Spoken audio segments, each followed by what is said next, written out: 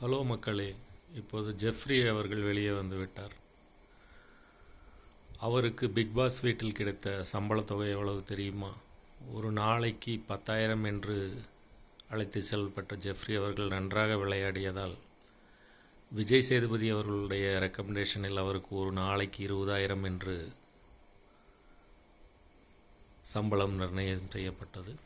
அதன் பிறகு அவருக்கு வெளியே வரும்போது 16,60,000 ரூபாய் சம்பளம். அதில் 1,72,000 டேக்ஸ் போக மீதி தொகை அவருக்கு அப்படியே வழங்கப்பட்டிருக்கிறது. அதை கேட்டதும் அவருக்கு மிகவும் ஆனந்தமாக இருந்தது. அதற்கப்புறம் அவர்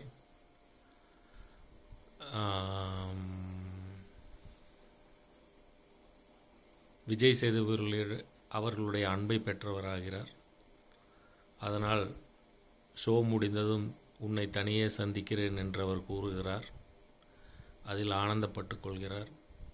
இனி ஜெஃப்ரியுடைய வாழ்க்கை சீரும் சிறப்புமாக நடக்க நம்முடைய வாழ்த்துக்களை நாம் தெரிவித்துக் கொள்வோம். அவர் வெளியே வந்துவிட்டார். அதனால் அவரை பற்றி அதிகம் கமெண்ட் செய்ய வேண்டாம். நன்றி, வணக்கம். அவர் அற்புதமாக விளையாடினார்.